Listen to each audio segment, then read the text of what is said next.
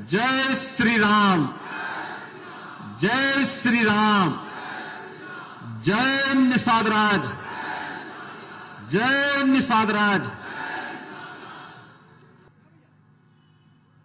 निषाद राज के सभी अनुयायी उपस्थित भाइयों बहनों, महायोगी बाबा गोरखनाथ की इस पावन धरा पर आपके 10वें संकल्प दिवस के इस आयोजन में मैं आप सबका हृदय से अभिनंदन करता हूं।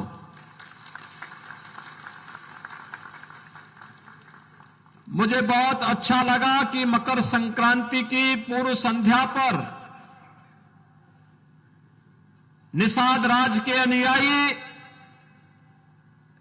राम राज्य के जिस संकल्प के साथ आगे बढ़ रहे हैं, तो भाइयों बहनों, आपका वह संकल्प भी बहुत शीघ्र साकार रूप लेने की ओर अग्रसर हुआ है।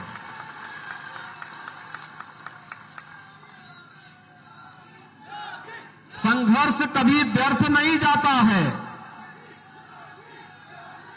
कभी व्यर्थ नहीं जाता है। और वह संकल्प जो आज से कुछ वर्ष पहले भले ही पिछली सरकारों के कारण निर्दोष निषाद नौजवानों को जबरदस्ती गोलीकांड का शिकार बनाती रही हो, लेकिन वह संघर्ष आज एक बार फिर से निषाद, मल्ला, माझी, केवट या इससे जुड़ी हुई जितनी भी जातियां हैं, इन सब जातियों को उनका पूरा हक दिलाने के उस संकल्प को आगे बढ़ाने का जो निषाद राज पार्टी और भारतीय जनता पार्टी का संकल्प है, उस संकल्प को जब साकार रूप प्रदान करने की कार्रवाई चल रही है, तब उत्साह अत्यंत आवश्यक है। और उस उत्साह के लिए आप सब आज एकत्र हुए हैं। मैं इसके लिए आप सबको हृदय से धन्यवाद देता हूं। भाइयों बहनों, आज ही सुबह आदरणीय प्रधानमंत्री जी ने दुनिया के सबसे लंबे रिवर क्रूज का शुभारंभ काशी की धरती से किया है। काशी से गाजीपुर, बक्सर, छपरा होते हुए वह रिवर क्रूज बिहार में प्रवेश करेगा। बिहार से झारखंड में, झारखंड से बंगाल में, बंगाल से बांग्लादेश में, और फिर बांग्लादेश से ब्रह्मपुत्र होते हुए गुवाहाटी और डिब्रूगढ़ तक की यात्रा करेगा।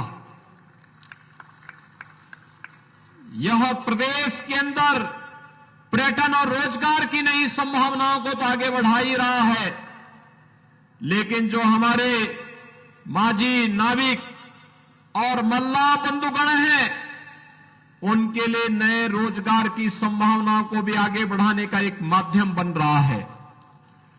भाइयों बहनों, दुनिया जब आगे बढ़ रही है तो समाज के हर तबके को आगे बढ़ने का पूरा अधिकार होना चाहिए। हम आभारी हैं प्रधानमंत्री मोदी जी के। उन्होंने बिना भेदभाव के समाज के प्रत्येक तबके को आगे बढ़ने का भरपूर अवसर दिया। मत्स्य संपदा योजना इसी श्रेणी का हिस्सा है, और उन्हीं की प्रेरणा से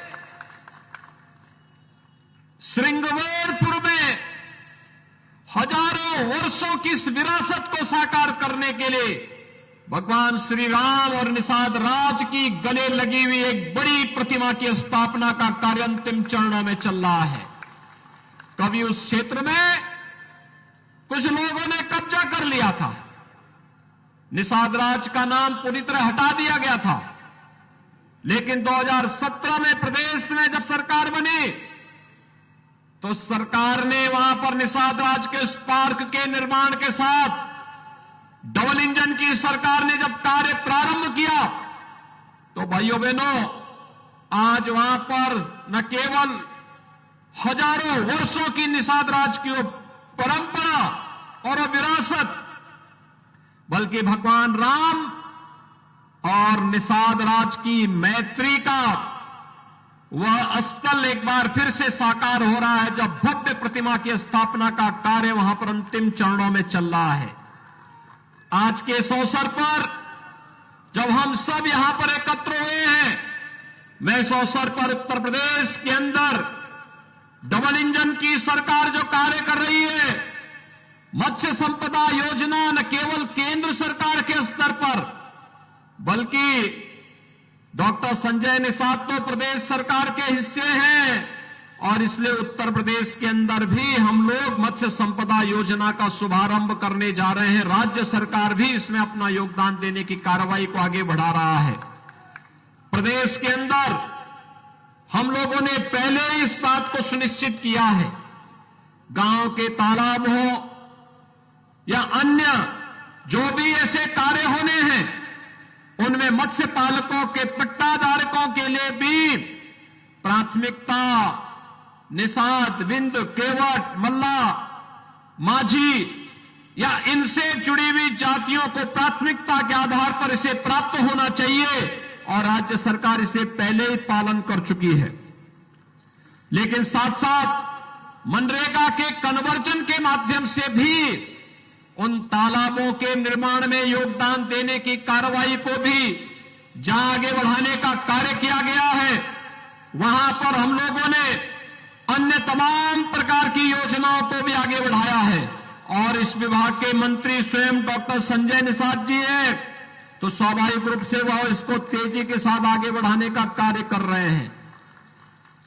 अभी एक नया प्रस्ताव और आ रहा है, निषाद राज बोट सब्सिडी योजना भी है। आपने देखा होगा, अब डीजल और पेट्रोल और केरोसिन से नहीं, सीएनजी की नौकाएं आ रही हैं। वाराणसी में अकेले वाराणसी में 1600 ऐसी नावों को सीएनजी के साथ जोड़ करके फ्री में एक सारा किट उन्हें उपलब्ध करवाया गया है, और आज वहां पर लोग बेहतरीन रूप से इस कार्यक्रम के साथ जुड़ रहे हैं। हमारा प्रयास है कि पूरे प्रदेश भर में हम इन योजनाओं को जहां आगे बढ़ाएंगे, वहीं मछुआरा समुदाय को जहां भी आवश्यकता पड़ेगी, वहां पर उन्हें मत्स्य योजना के अंतर्गत, निषाद बोट सब्सिडी योजना के अंतर्गत हम प्रदेश सरकार के बजट में भी हम लोगों ने धनराशि की व्यवस्था की है, और इस व्यवस्था के अंतर्गत उन्हें सुविधा का लाभ उपलब्ध करवाने का कार्य भी किया जा रहा है। आज आप सब जान रहे हैं, ये नया भारत है। प्रधानमंत्री मोदी जी के नेतृत्व में नया भारत किसी के साथ कोई भेदभाव नहीं करता है। हर उस नागरिक को जिसके पास आवास नहीं, उसे प्रधानमंत्री आवास योजना या मुख्यमंत्री आवास योजना का लाभ प्रदान करने की कार्रवाई हो। जिसके पास शौचालय नहीं, उसके घर में एक शौचालय बनाने की कार्रवाई हो। जिसके पास बिजली का कनेक्शन नहीं, उसने बिजली का कनेक्शन देने की कार्रवाई हो। और कोरोना जैसी महामारी के दौरान हर गरीब को फ्री में राशन की सुविधा उपलब्ध करवाने का कार्य हो। भाइयों बहनों, ये इसलिए हो पा रहा है क्योंकि जनता के प्रति संवेदनशील सरकार आई है। आज कोई शोषण नहीं कर सकता, अन्याय नहीं कर सकता, किसी गरीब का उत्पीड़न नहीं कर सकता, किसी गरीब की संपत्ति पर जबरन कब्जा नहीं कर सकता, बहन बेटियों की इज्जत पे कोई जबरन हाथ डालने का दुस्साहस नहीं कर सकता है। और सरकार का संकल्प है कि हम सामाजिक न्याय की इस अवधारणा को मजबूती के साथ आगे बढ़ा करके प्रधानमंत्री मोदी जी के नेतृत्व में जब भारत का डंका दुनिया में बज रहा है, आज आप देख रहे होंगे दुनिया के अंदर भारत एक नए भारत के रूप में प्रस्तुत हुआ है। वैश्विक मंच पर भारत की नई प्रतिष्ठा बढ़ी है। एक और आंतरिक मोर्चे पर विरासत का सम्मान की बात, श्रृंगवेरपुर में निषाद राज और भगवान राम की मैत्री की भव्य प्रतिमा स्थापित हो रही है। काशी में बाबा विश्वनाथ का धाम पूरे वैभव के साथ देश और दुनिया को आकर्षित कर रहा है, तो अयोध्या में भगवान राम के भव्य मंदिर के निर्माण का कार्य भी आज अंतिम चरणों में चल रहा है। 2023 के दिसंबर मास में अयोध्या में भगवान राम का भव्य मंदिर का निर्माण कार्य संपन्न हो चुका होगा। भाइयों बहनों, यह भारत का राष्ट्र मंदिर है, जिसमें समाज के हर एक तबके को भरपूर सम्मान मिलेगा। और भाइयों बहनों, आज न केवल आंतरिक मोर्चे पर बल्कि वैश्विक मोर्चे पर भी अगर आप देखेंगे, भारत की धाक जमी है। दुनिया के वे 20 बड़े देश जो G20 के रूप में जाने जाते हैं, उनकी अध्यक्षता का नेतृत्व भी प्रधानमंत्री मोदी जी के नेतृत्व में वर्तमान में चल रहा है।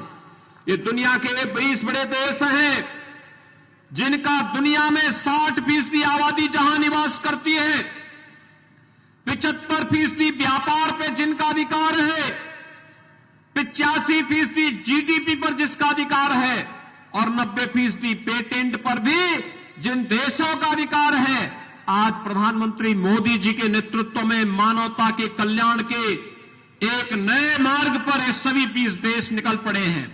और हम विश्वास के साथ कह सकते हैं कि निषाद राज पार्टी ने 10 वर्ष पहले जो संकल्प लिया था निषाद और मछुआरा समुदाय के उत्थान के लिए, उसको भी साकार रूप प्रदान करने की कार्रवाई अंतिम चरणों में चल रही है। और इस अवसर पर मैं एक बार फिर से आप सबके संघर्ष का अभिनंदन करता हूं और आपका आह्वान करूंगा कि जब सफलता सिद्धि की ओर बढ़े तो धैर्य के साथ, नेतृत्व पर विश्वास करते हुए हमें मजबूती के साथ आगे बढ़ना चाहिए। इन्हीं सब शब्दों के साथ मैं एक बार फिर से इस संकल्प दिवस के अवसर पर आप सभी को हृदय से बधाई देता हूं, अपनी शुभकामनाएं देता हूं। मकर संक्रांति की मंगलमय शुभकामनाएं भी आप सबके प्रति व्यक्त करता हूं और वाणी को देता हूं विराम। जय जय श्री राम। एक बार जोरदार करताल ध्वनियों के साथ माननीय मुख्यमंत्री जी के लिए जोरदार तालियों से स्वागत होना चाहिए। साथियों, जोरदार तालियों के साथ, जोरदार तालियों के साथ स्वागत होना चाहिए।